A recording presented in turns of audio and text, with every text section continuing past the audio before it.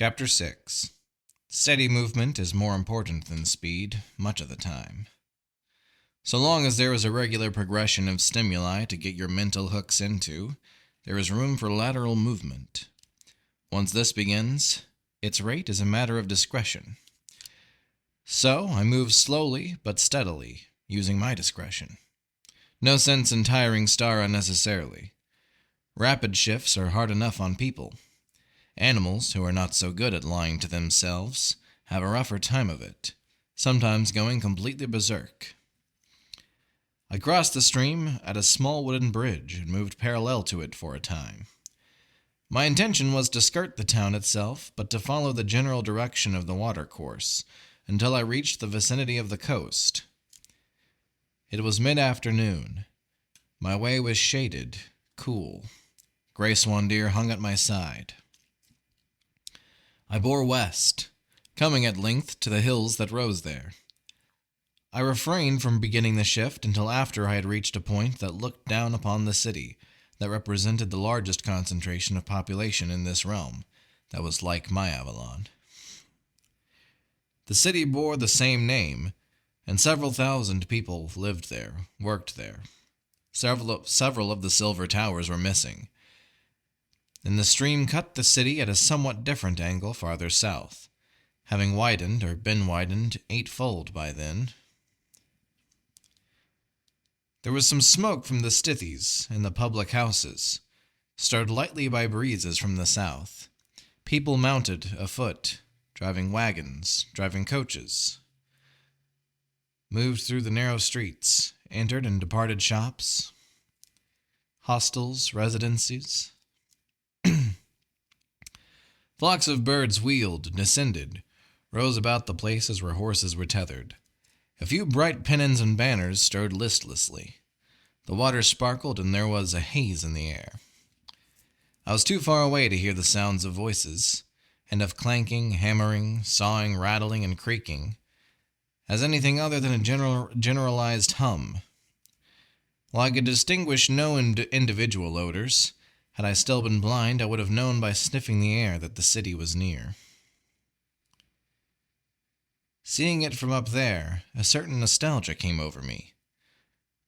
A wistful ragtale of a dream, accompanied by a faint longing for the place that was this place's namesake to me, in the vanished shadowland of long ago, where life had been just as simple and I happier than I was at that moment. But one does not live as long as I have lived without achieving that quality of consciousness which strips naive feelings as they occur, and is generally loath to participate in the creation of sentimentality. Those days were past, that thing done with, and it was amber now that held me completely. I turned and continued southward, confirmed in my desire to succeed. Amber, I do not forget. The sun became a dazzling, bright blister above my head, and the winds began to scream about me. The sky grew more and more yellow and glaring as I rode, until it was as if a desert stretched from horizon to horizon overhead. The hills grew rockier as I descended toward the lowlands, exhibiting wind-sculpted forms of grotesque shape and somber coloration. A dust storm struck me as I emerged from the foothills, so that I had to muffle my face with my cloak and narrow my eyes to slits. Star whinnied, snuffled repeatedly, plodded on. Sand, stone, winds, and the sky more orange then. A slate-like crop of clouds toward which the sun was heading. Then long shadows, the dying of the wind, stillness. Only the click of hoof on rock and the sounds of breathing. Dimness, as they rush together and the sun is foiled by the clouds. The walls of the day shaken by thunder, an unnatural clarity of distant objects. A cool, blue, and electric feeling in the air. Thunder again. Now, a rippling, glassy curtain to my right as the rain advances. Blue fracture lines within the clouds. The temperature plummeting, our pace steady, and a world monochromatic backdrop now. Gonging thunder, flashing white. The curtain flaring toward us now, 200 meters. 150. Enough! Its bottommost edge plowing, furrowing, frothing. The moist smell of the earth. Stars whinny, a burst of speed. Small rivulets of water creeping outward, sinking, staining the ground. Now bubbling muddily, now trickling. Now a steady flow. Streamlets all about us, splashing. High ground ahead, and Star's muscles bunching and relaxing beneath me, as he leaps the rills and freshets, plunges through a racing, roiling sheet, and strikes the slope, hooves sparkling against stones as we mount higher. The voice of the gurgling, eddying flow beneath us deepening to a steady roar. Higher then, and dry, pausing to wring out the corners of my cloak. Below, behind, and to the right, a gray, storm-tossed sea laps at the foot of the cliff we hold. Inland now, toward clover fields and evening, the boom of the surf at my back. Pursuing falling stars into the darkening east in the eventual silence and night. Clear the sky and bright the stars, but a few small wisps of cloud. A howling pack of red-eyed things twisting along our trail. Shadow, green-eyed, shadow, yellow, shadow, gone. But dark peaks with skirts of snow, jostling one another about me. Frozen snow, as dry as dust, lifted in waves by the icy blasts of the heights. Powdery snow, flower-like. Memory here of the Italian Alps, of skiing. Waves of snow drifting across stone faces. A white fire within the night air. My feet rapidly numbing within my wet boots. Star bewildered and snorting, testing each step and shaking his head as if in disbelief. So shadows beyond the rock, a gentler slope, a drawing wind, less snow. A twisting trail, a corkscrew trail, an adit to warmth, into warmth. An adit, into warmth. Down, down, down the night, beneath the changing stars. Far the snows of an hour ago, now scrubby plants and level plain. Far, and the night birds stagger into the air, wheeling above the carrion feast, shedding hoarse notes of protest as we pass. Slow again to the place where the grasses wave, stirred by the less cold breeze, the cough of a hunting cat, the shadowy flight of a bounding deer-like beast. Stars sliding into place, and feelings in my feet once more. Star rearing, neighing, racing ahead from some unseen thing, a long time in the soothing then, and longer still to the shivers go. Now icicles of a partial moon, falling on distant treetops. Moist earth exhaling a luminescent mist. Moths dancing in the night light. The ground momentarily buckling and swaying as if mountains were shifting their feet. To every star its double. A halo round the dumbbell moon. The plain, the air above it, filled with fleeting shapes. The earth, a wound-down clock. Ticks and grows still. Stability, inertia. The stars and the moon reunited with their spirits. Skirting the growing fringe of trees, west. Impressions of a sleeping jungle, delirium of serpents under oilcloth. West, west, somewhere a river with broad, clean banks to ease my passage to the sea. Thud of hoofbeats, shuttling of shadows, the night air upon my face. A glimpse of bright beings on high, dark walls, shining towers. The air is sweetened, vision swims, shadows. We are merged, centaur-like, Star and I, under a single skin of sweat. We take the air and give it back in mutual explosions of exertion. Neck clothed in thunder, terrible the glory of the nostrils, swallowing the ground. Laughing, the smell of the waters upon us, the trees very near to our left, Then among them, sleek bark, hanging vines, broad leaves, droplets of moisture, spiderweb in the moonlight, struggling shapes within, spongy turf, phosphorescent fungus on fallen trees. A clear space, long grasses rustling, more trees. Again the river smell. Sounds, later, sounds. The grassy chuckling of water. Closer, louder, and beside it at last, the heavens buckling and bending into its belly, and the trees, clean with a cold damp tang, leftward beside it, pacing now. Easy and flowing we follow, to drink, splashing in its waters, then hock high with head depressed, star in it, drinking it like a pump, blasting spray from his nostrils. Upriver it laps at my boots, dripping from my hair and running down my arms, star's head turning at the laughter. Then downriver again, clean, slow, winding. Then straight, widening, slowing, trees thickening, then thinning. Long, steady, slow. A faint light in the east. Sloping downward now, and fewer trees. Rockier, and the darkness made whole once again. The first dim hint of the sea, lost in odor later. Clicking on, in the night-sinned chill. Again an instant's salt. Rock in an absence of trees. Hard, steep, bleak, down. Ever-increasing precipitousness.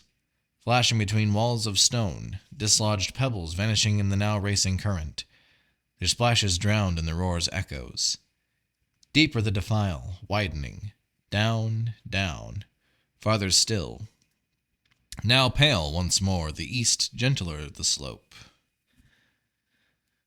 Now pale once more the east, gentler the slope. Again the touch of salt, stronger. Shale and grit. Around a corner, down and brighter still. Steady, soft, and loose the footing.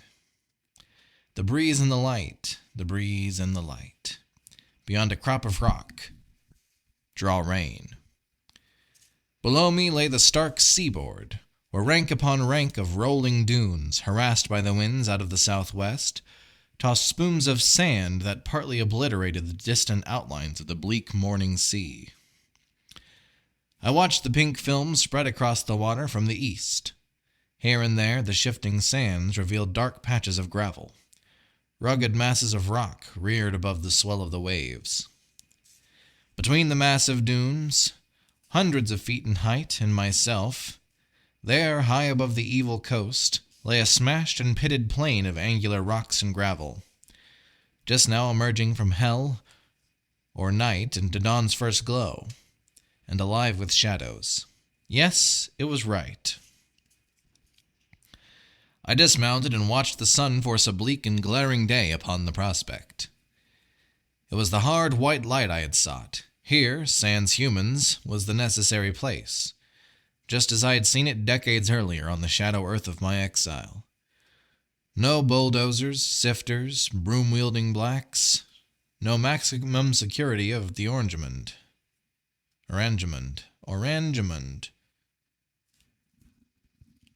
No x-ray machines, barbed wire, or armed guards.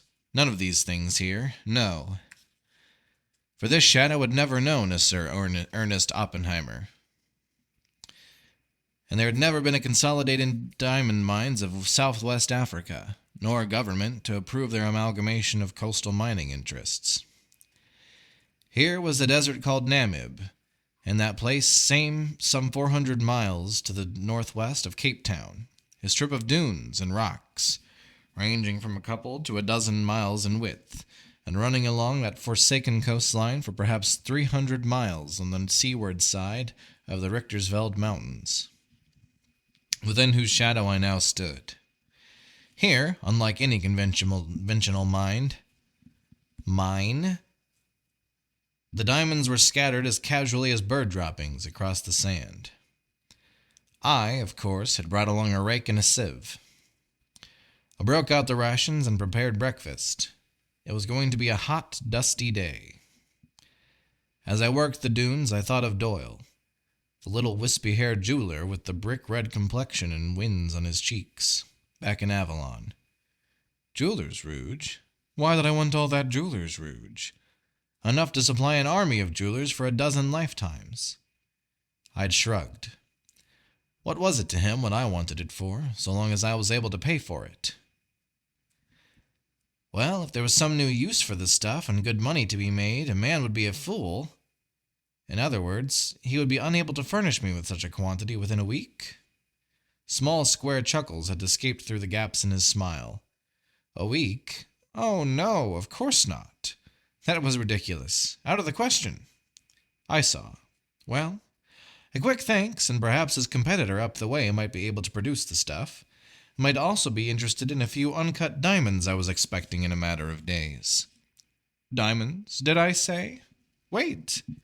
He was always interested in diamonds himself. Yes, but he was sadly deficient in the jeweler's rouge department. A raised hand. It might be that he had spoken hastily with respect to his ability to produce the polishing material. It was the quantity that had disturbed him, but the ingredients were plentiful and the formula fairly simple. Yes, that was no real reason why something could not be worked out. Within a week at that. Now, about the diamonds. And before I left his shop, something had been worked out. I have met many persons who thought that gunpowder explodes, which is, of course, incorrect. It burns rapidly, building up gas pressure, which ejects a bullet from the mouth of a shell and drives it through the barrel of a weapon, after having been ignited by the primer, which does the actual exploding when the firing pin is driven into it. Now, with typical family foresight, I had experimented with a variety of combustibles over the years. My disappointment at the discovery that gunpowder would not ignite in amber, and that all of the primers I tested were equally inert there, was a thing mitigated only by the knowledge that none of my relatives could bring firearms into amber either. It was much later, during a visit to Amber, after polishing a bracelet I had bought for Deirdre, that I noticed this wonderful property of jeweler's rouge from Avalon when I disposed of the polishing cloth in a fireplace. Fortunately, the quantity involved was small, and I was alone at the time. It made an excellent primer, straight from the container. When cut with a sufficient quality of inert material, it could also be made to burn properly. I kept this bit of information to myself, feeling that one day it would be used to decide certain basic issues in amber. Unfortunately, Eric and I had our run-in before that day arrived, and it went into storage along with all my other memories. When things finally did clear for me, my fortunes were quickly cast with those of Blaze, who was preparing an assault on Amber. He had not really needed me then, but had taken me in on the enterprise, I feel, so that he could keep an eye on me. Had I furnished him with guns, he would have been invincible, and I would have been unnecessary. More important, had he succeeded in seizing Amber, in accordance with his plans, the situation could have become strained afterward, with the bulk of the occupying forces, as well as the officers' loyalty, his. Then I would have required something to adjust the balance of power more equitably. A few bombs and automatic weapons, say. Had I been my whole self even a month earlier, things would have been quite different. I could have been sitting in amber rather than being scorched, abraded, and desiccated, with another hell ride before me and a knot of troubles to be worked out after that. I spat sand so that I would not choke when I laughed. Hell, we made our own ifs. I had better things to think about than what could have happened, like Eric. I remember that day, Eric. I was in chains, and I had been forced to my knees before the throne. I had already crowned myself to mock you, and been beaten for it. The second time I had the crown in my hands, I threw it at you, but you caught it and smiled. I was glad that it was not damaged when it failed to damage you. Such a beautiful thing. All of silver, with its 7 high points, and studded with emeralds to beat all diamonds. 2 large rubies at either temple. You crowned yourself that day, all arrogance and hasty pomp.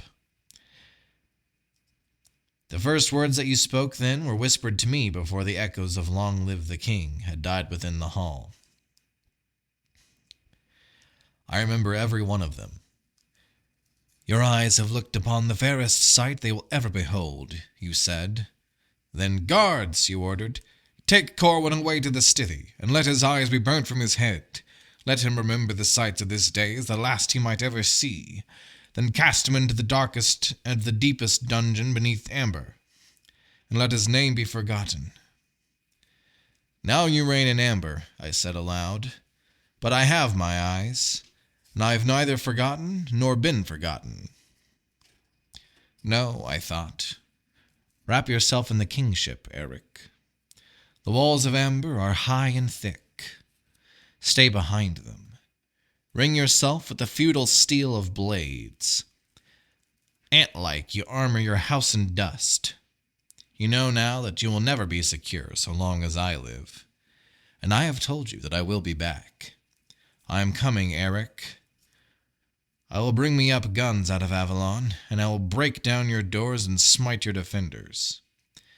Then it will be as it was, briefly, another time, before your men came to you and saved you, the day that I only had a few drops of your blood.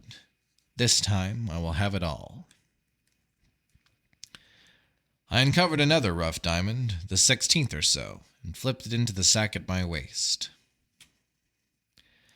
As I faced the setting sun, I wondered about Benedict, Julian, and Gerard. What was the connection? Whatever, I did not like any combination of interests which involved Julian. Gerard was all right.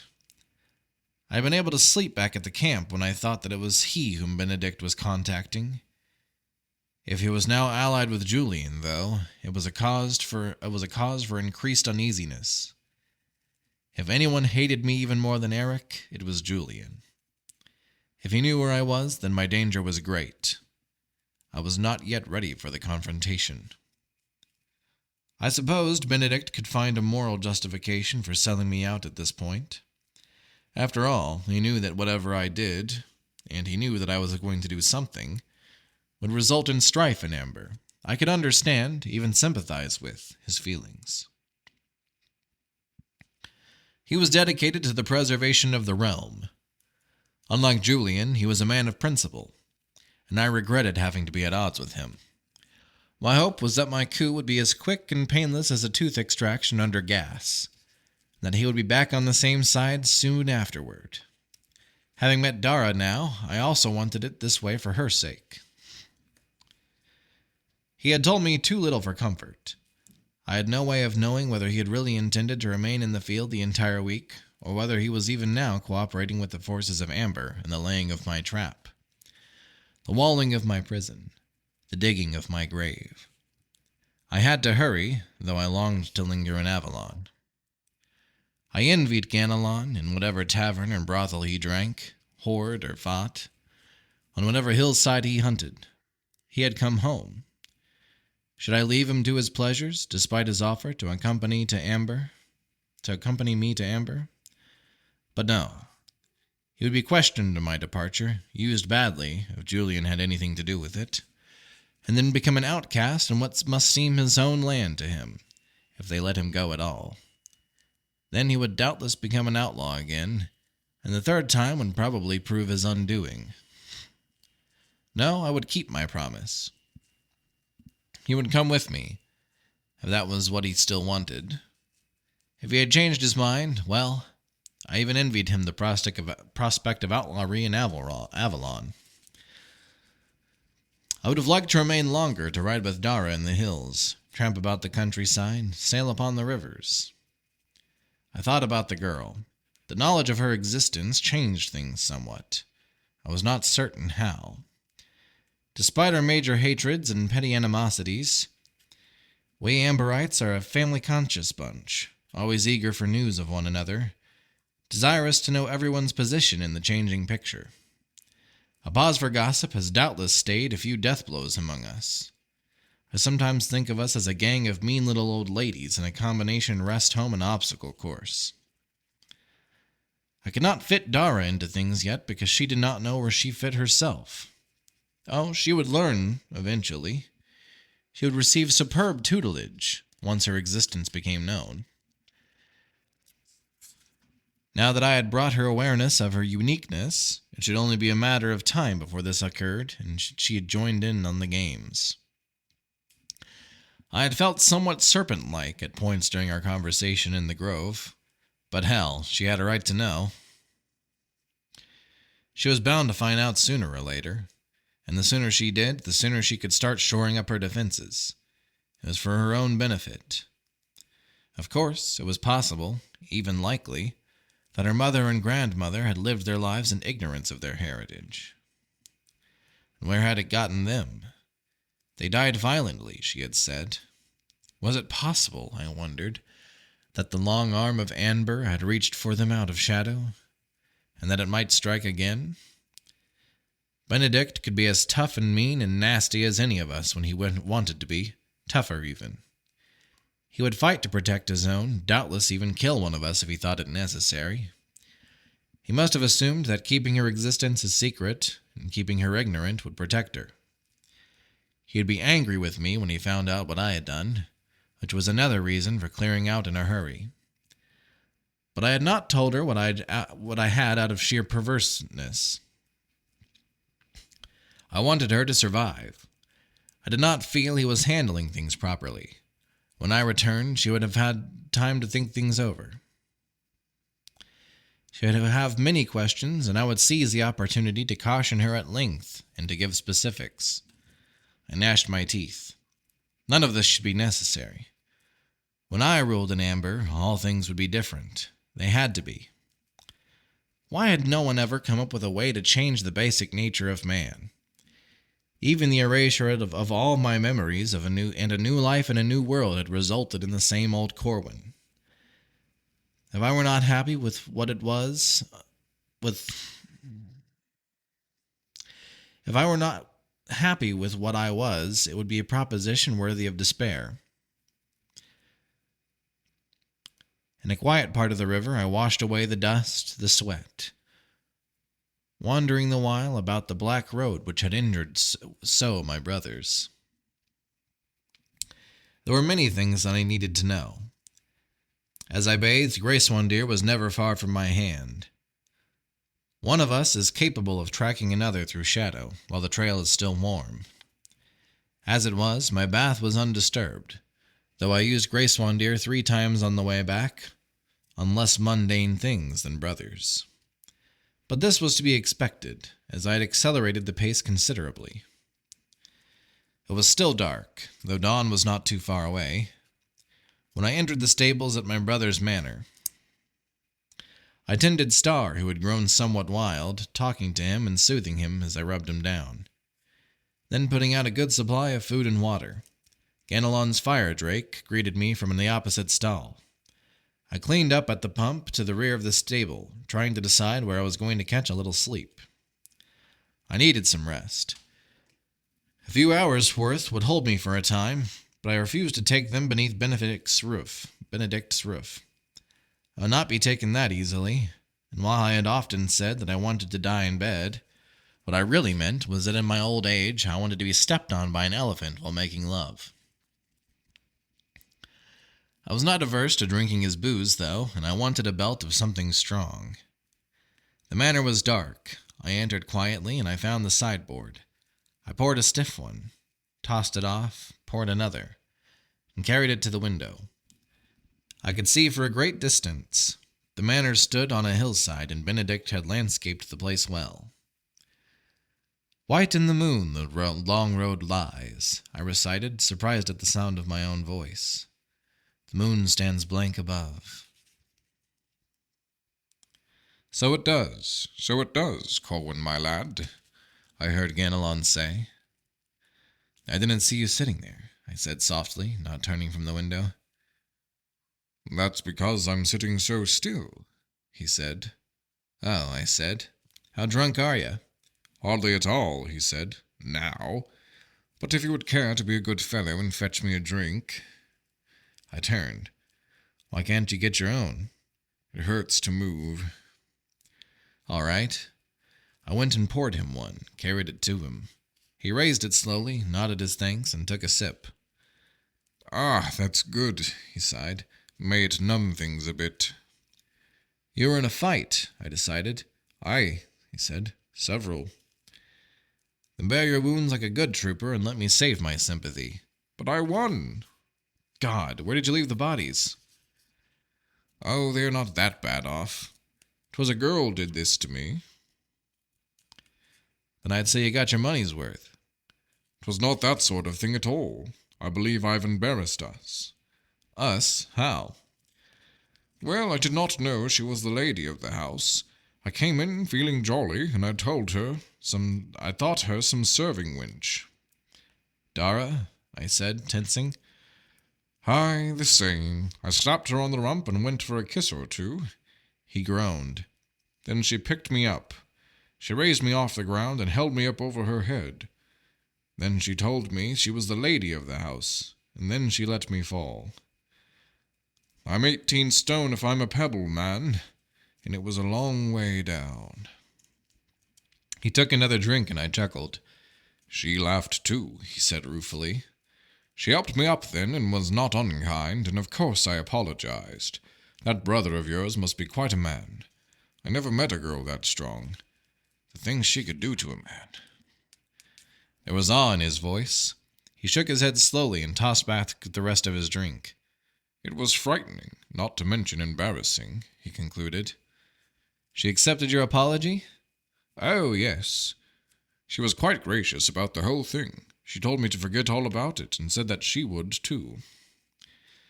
Then why are you not in bed, sleeping it off? I was waiting up, in case you came in at an odd hour. I wanted to catch you right away. Well, you have. He rose slowly and picked up his glass.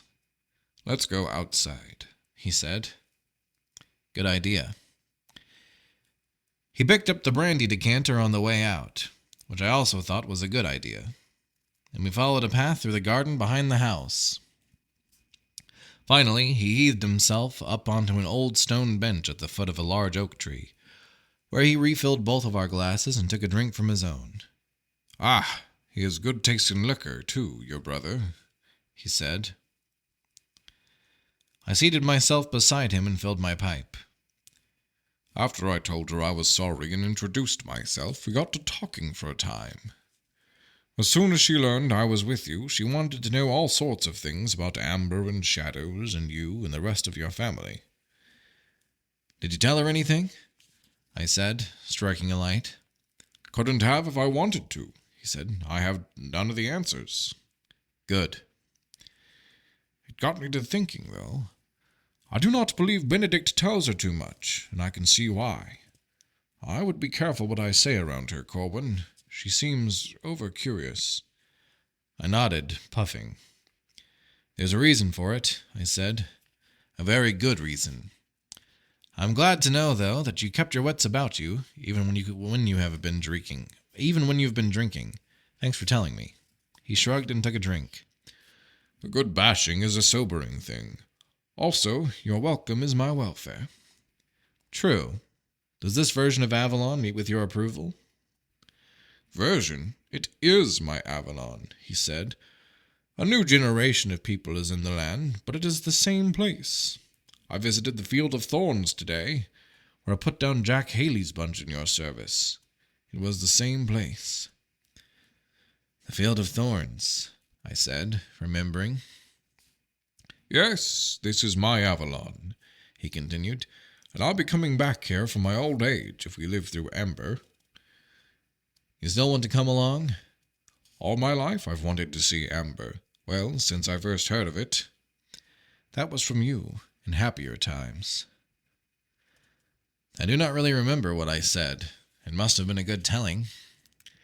We were both wonderfully drunk that night, and it seemed but a brief while you had talked, weeping some of the time, telling me of the mighty mountain Colvere, and the green and golden spires of the city, of the promenades, the decks, the terraces, the flowers, and the fountains. It seemed but a brief while, but it was most of the night, for before we staggered off to bed, the morning had begun. God, I can almost draw you a map of the place. I must see it before I die. I do not remember that night, I said slowly. I must have been very, very drunk. He chuckled. "We had some good times here in the old days," he said, "and they do remember us here, but as people who lived very long ago, and they have many of the stories wrong. But hell, how many people get their stories right day to day?" I said nothing, smoking, thinking back. "All of which leads me to a question or two," he said. "Shoot." "Will your attack on Amber put you at great odds with your brother Benedict?" "I really wish I knew the answer to that one," I said.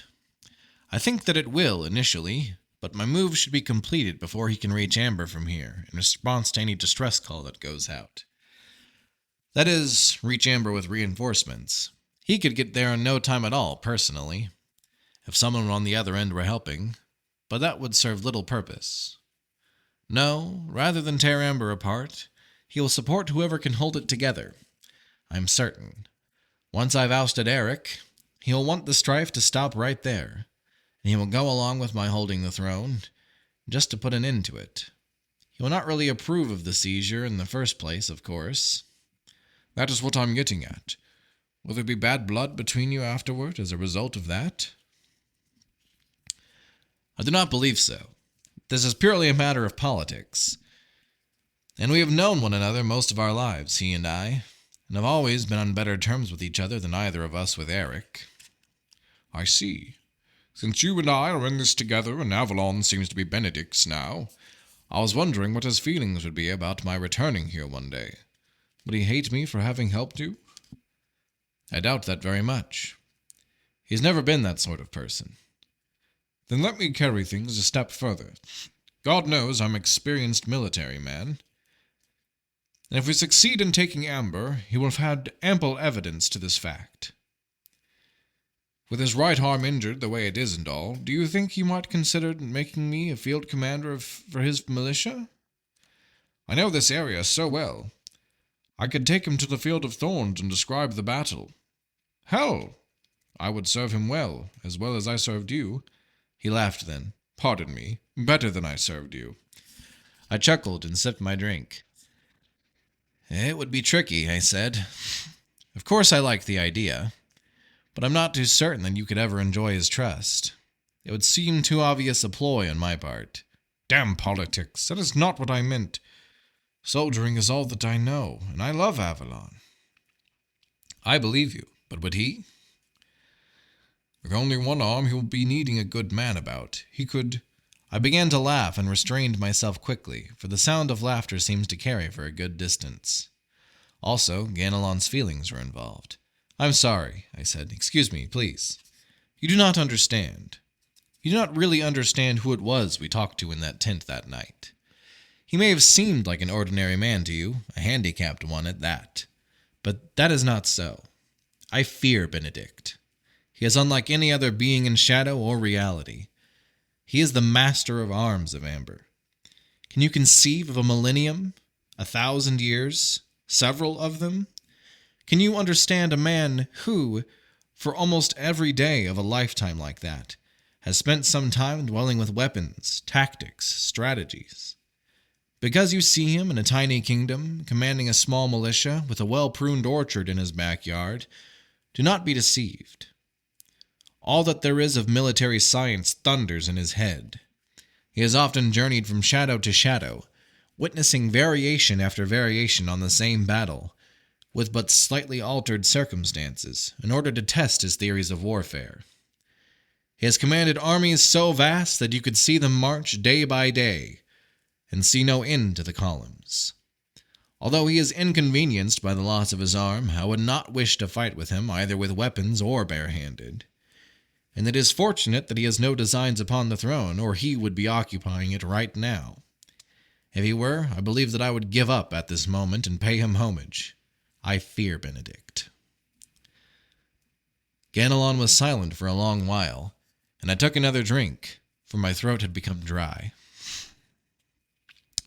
"I did not realize this, of course," he said then.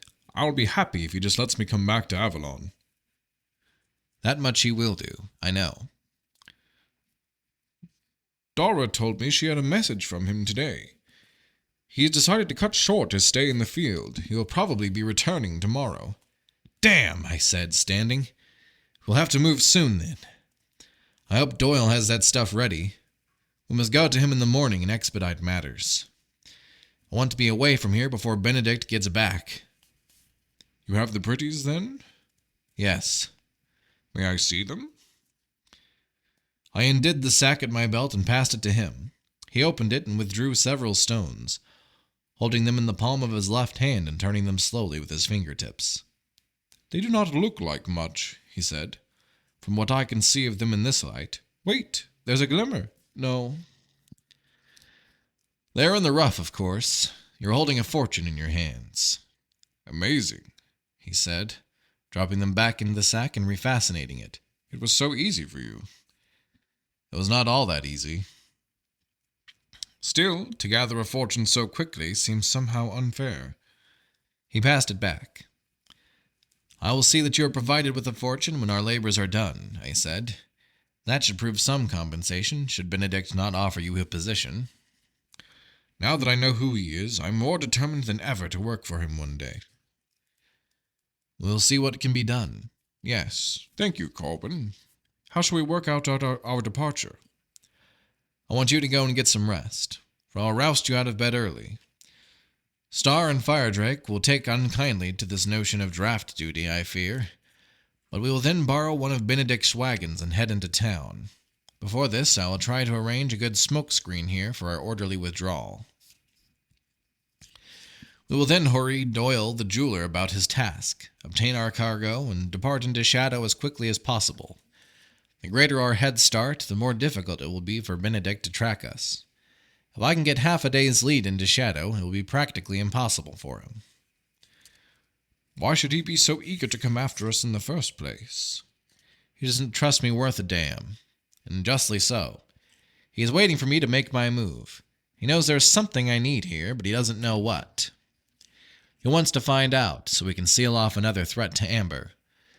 As soon as he realizes that we have gone for good, he will know that we have it, and he will come looking.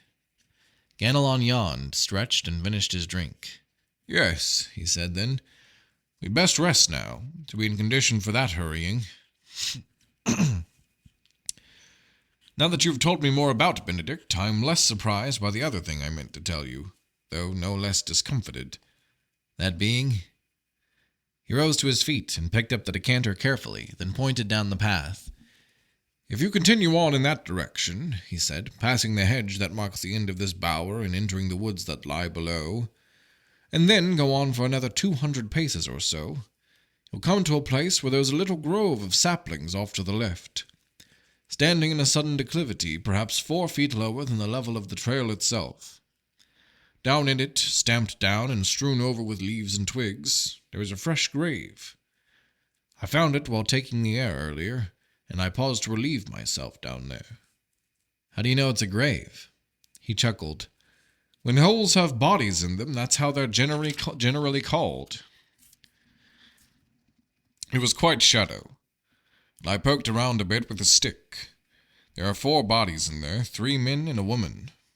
How recently dead? Very. A few days, I'd judge. And you left it as you found it? I'm not a fool, Corwin.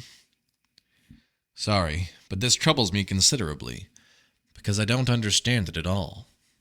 Obviously, they gave Benedict some trouble, and he returned the favor. Perhaps. What were they like? How did they die? Nothing special about them. They were in their middle years, and their throats had been cut, save for one fellow who got it in the guts. Strange. Yes, it is good that we are leaving soon. We have enough problems of our own without getting involved in the local ones. Agreed. So let us be off to bed. You go ahead. I'm not quite ready yet. Take your own advice and get some rest, he said, turning back toward the manor. Don't sit up and worry. I won't. Good night, then. See you in the morning. I watched him return along the path. He was right, of course, but I was not yet ready to surrender my consciousness. I went over my plans again, to be certain there was nothing I was overlooking. Finished my drink and set the glass on the bench. I rose then and strolled, trailing wisps of tobacco smoke about me. There was a bit of moonlight from over my shoulder, and dawn was still a few hours distant, as I reckoned it.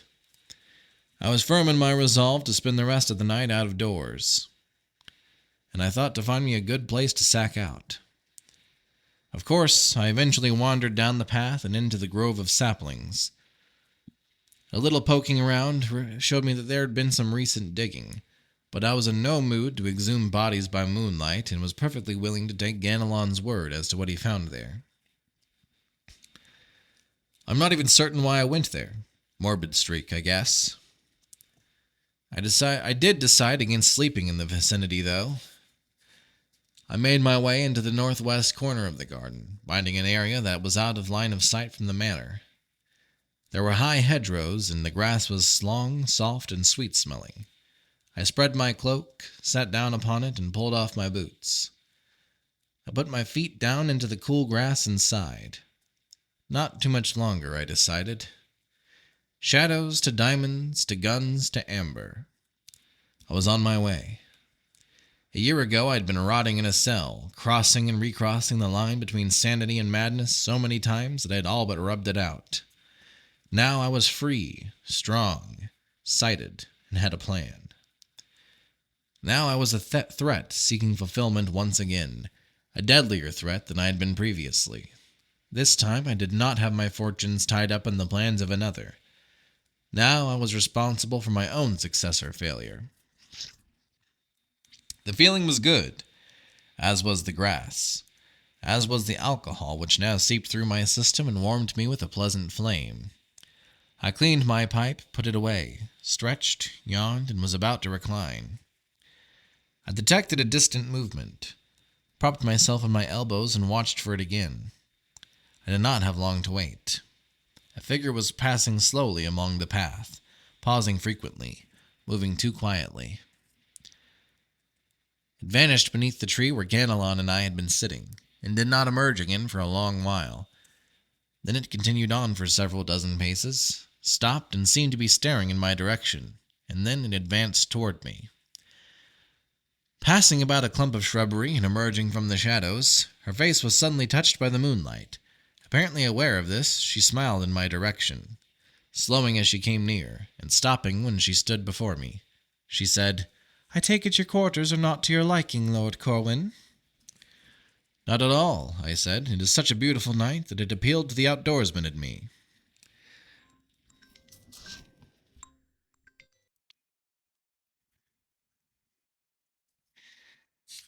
"Something must have appealed to you last night also," she said, "despite the rain," and she seated herself beside me on my cloak. "Did you sleep indoors or out?" "I spent it out," I said, "but I did not sleep. In fact, I have not slept since I saw you last." "Where have you been?" "Down by the seaside, sifting sand." "Sounds depressing." It was. "I've been doing a lot of thinking since we walked in shadow." "I would imagine." "I've not done too much sleeping either. That was why I heard you come in, heard you talking with Ganelon. Knew we were out here somewhere when he came back alone." "You were right." "I must get to Amber, you know, and walk the pattern." "I know. You will." "Soon, Corwin, soon." "You're young, Dara. There's plenty of time." "Damn it, I've been waiting all my life, without even knowing what it is." "Is there no way I can go now?" "No." "Why not? You could take me on a quick journey through shadows. Take me to Amber. Let me walk the pattern." "If we are not slain immediately, we might be fortunate enough to be given adjoining cells for a time, or racks before we are executed." "Whatever for? You are a prince of this city. You have a right to do as you please." I laughed. "I am an outlaw, dear. If I return to Amber, I will be executed, if I'm lucky, or something much worse if I am not. But seeing as how things turned out last time, I should think that they would kill me quickly. This courtesy would doubtless be extended to my companions." "Oberon would not do such a thing." "Given sufficient provocation, I believe that he would. But the question does not really arise. Oberon is no more, and my brother Eric sits upon the throne and calls himself liege. When did this occur? Several years ago, as time is measured in amber. Why would he want to kill you? To keep me from killing him, of course. Would you? Yes, and I will. Soon, too, I think. She turned to face me then. Why? So that I can occupy the throne myself. It is rightly mine, you see. Eric has usurped it. I am just recently escaped from torture and several years' imprisonment at his hands. He made the mistake, however, of allowing himself the luxury of keeping me alive so that he could contemplate my wretchedness. He never thought that I would get free and return to challenge him again. Neither did I, for that matter. But since I have been fortunate enough to obtain a second chance, I shall be careful not to make the same mistake he did. But he is your brother. Few are more aware of that fact than he and I assure you. How soon do you expect to accomplish your objectives? As I said the other day, if you can get hold of the trumps, contact me in about 3 months. If you cannot, and things come about according to my plans, I will get in touch with you fairly early in my reign. You should have your chance to take the pattern before another year passes. And if you fail? Then you'll have a longer wait ahead of you, until Eric has assured the permanency of his own reign, and until Benedict has acknowledged him a king. You see, Benedict is not willing to do this. He has remained away from Amber for a long while, and for all Eric knows, he is no longer among the living. Should he put an appearance now, he is going to have to take his position either for or against Eric. Should he come out for him, then the continuance of Eric's reign will be assured, and Benedict does not want to be responsible for that. Should he come out against him, there will be strife, and he does not want to be responsible for that either. He has no desire for the crown himself. Only by remaining out of the picture entirely can he assure the measure of tranquility does prevail. That does prevail. Were he to appear and refuse to take either position, he could possibly get away with it, but it would be tantamount to denying Eric's kingship, and would still lead to trouble. Were he to appear with you, he would be surrendering his will, for Eric would put pressure on him through you. Then if you lose, I might never get to Amber? I'm only describing the situation as I see it. There are doubtless many factors of which I am unaware. I have been out of circulation for a long while. You must win, she said. Then suddenly, would Grandpa support you? I doubt it. But the situation would be quite different. I am aware of his existence and of yours. I will not ask his support. So long as he does not oppose me, I will be satisfied. And if I am quick, efficient, and successful, he will not oppose me. He will not like my having found out about you, but when he sees that I mean you no harm, all will be well on that count. Why would you not use me? It seems the logical thing to do. It is, but I've discovered I like you, I said, so that's out of the question. She laughed. I've charmed you, she said. I chuckled. In your own delicate way, at sword's point, yes. Abruptly, she sobered. Grandpa's coming back tomorrow, she said. Did your man Ganelon tell you? Yes. How does that affect whatever you are about? I intend to be hell and gone out of here before he returns. What will he do? The first thing he will do is to get very angry with you for being here. Then he will want to know how you managed your return and how much you have told me about yourself. What should I tell him? Tell him the truth about how you got back, and that will give him something to think about. As to your status, your woman's intuition cautioned you concerning my trustworthiness, and you took the same line with me as you did with Julian and Gerard. As to my whereabouts, Ganelon and I borrowed a wagon and headed into town, saying that we would not be back until quite late. Where will you really be going? Into town, briefly, but we will not be coming back. I want as much of a head start as possible because he can track me through shadow, up to a point. I will delay him as best as I can for you.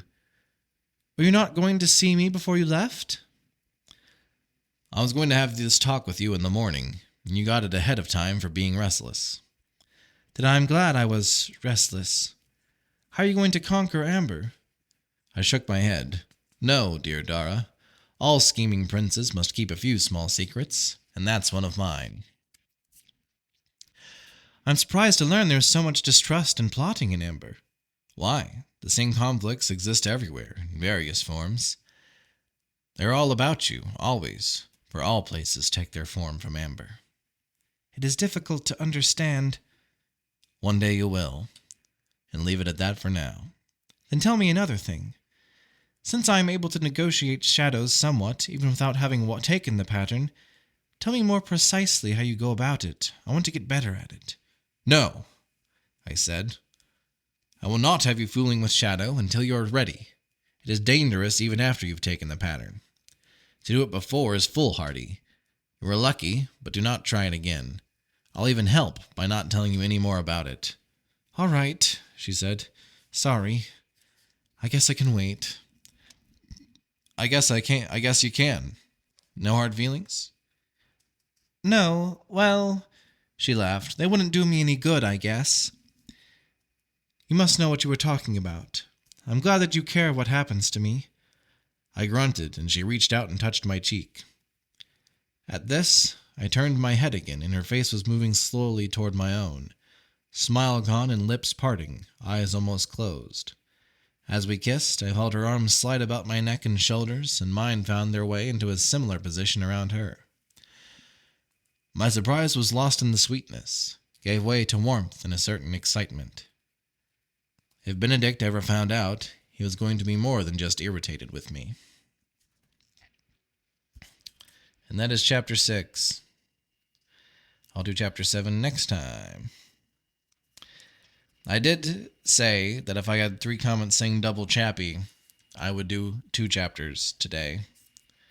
But I'm a bit congested today.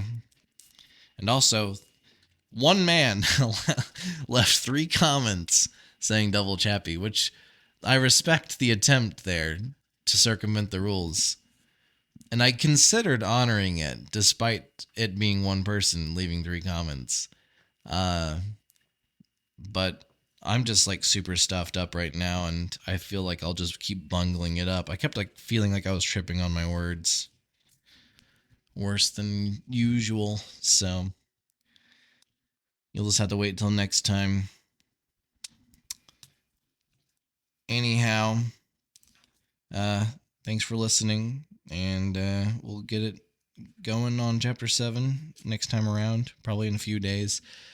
Maybe a week, depends on how congested I am for the next few days. I'm going to like drop some allergy meds. Anyhow, later.